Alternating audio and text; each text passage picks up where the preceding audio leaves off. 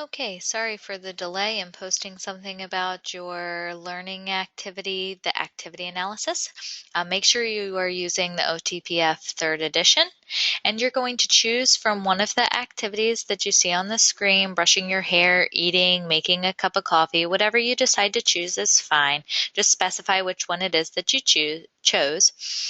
Tell us what performance area of occupation it is. Is it work, education, play, leisure, IADL? Let us know what it is. Think about the activity demands. These don't have to be ridiculously long lists. Be reasonable about it. Be detailed enough to be specific, but you don't have to start overthinking things. That's where people get in the most trouble with the activity analysis, is that they kind of overthink what they may or may not need. And there is no right or wrong. If you decide to make a cup of coffee and one person decides to do it using instant coffee, and one person uses a regular coffee machine, and one person uses a K-cup, it doesn't matter. Just describe what you decided to use for your activity. And the space demands: what kind of physical environment do you need? A general space. You don't have to be super specific, like a 3x4 counter space. Just counter space is fine. And any social demands. If there's no social demands, if you're not doing this with another person, if it's an individual activity, and it may be, then there might not be any social demands. And the sequencing and timing.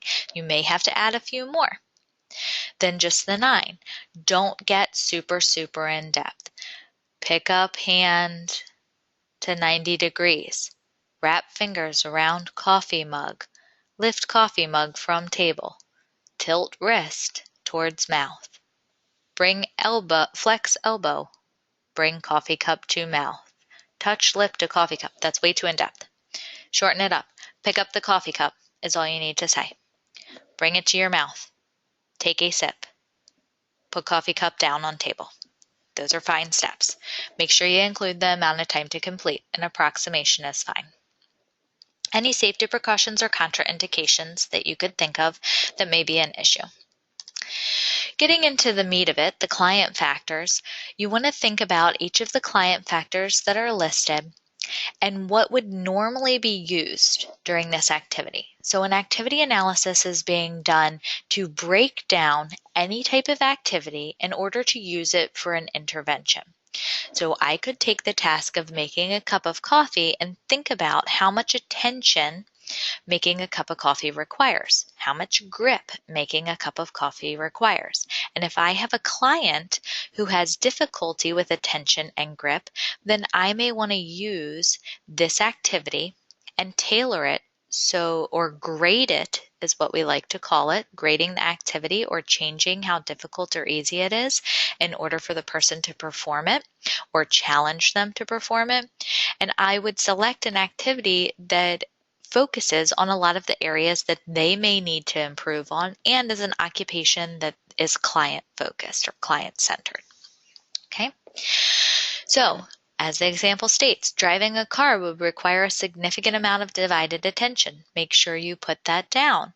If you put down minimum and somebody else thinks it's significant, that's fine. But if it's obvious, like divided attention for driving is obviously a component, if you put it's not applicable, then we may be concerned. Everything in the client factor section should have a check. So you're either going to check that it doesn't apply, it significantly impacts their ability to perform the task, or it minimally impacts the ability to perform the task. Make sure that you write a comment for anything that you mark as significant. So if it's going to significantly impact the task, you want to say how. So if you were doing driving and you said that divided attention significantly impacts their ability to drive a car, you need to say requires divided attention to see other cars on the road and read stop signs and pay attention to the speedometer. So whatever your description is, it doesn't have to be elaborate. It can just be a couple words, a sentence. Just give us an idea of what you were thinking about when you decided that this was significant. Go through all of them for client factors. Everything should have a check. There are a lot. Some don't apply. You may have full sections that don't apply. Then you're going to get to performance skills. Again, you're thinking about the normal level of performance required, either minimum, moderate, or maximal performance for the activity. So if you're thinking about minimum, it means that they only have to do the task or that component very briefly. Or if there was something, they could compensate for something else. So perhaps you're thinking about making a cup of coffee and you say bends is minimally significant. Maybe you put it as minimally significant because you could easily put all the coffee on the counter or in an overhead cabinet, and then they wouldn't have to bend, and it doesn't really impact whether they could make a cup of coffee or not. Or they only have to bend down one time to pick up an item, and then they don't have to bend the rest of the time. So that would be a brief or unsustained or easily compensated. Moderate, they need to do it a couple times throughout the task, or they have to do it for a somewhat significant amount of time. If they couldn't do it, they may have some problems completing the task. And maximum is if they would basically not be able to do this if they couldn't, if they didn't have this performance skill. Maybe for making a cup of coffee, you would put maximum as grips, because without being able to grip, they're not going to be able to hold the coffee pot, hold the coffee cup, pour water, open the pack of coffee to pour into the coffee filter, turn on the faucet to retrieve water, so whatever it is that you think. Again, there's no specific right or wrong answer. If you were doing the same task as somebody else and they put moderate for grips and you put maximum for grips, that's not what we're looking for. We're looking for you to be able to judge and break down an activity. If it doesn't apply in this section, you just are going to leave it blank. You don't have to write anything. Not every skill is needed for every activity. So just mark what you think is actually needed for the activity. And again, don't overthink it. You shouldn't have a mark in every performance skill.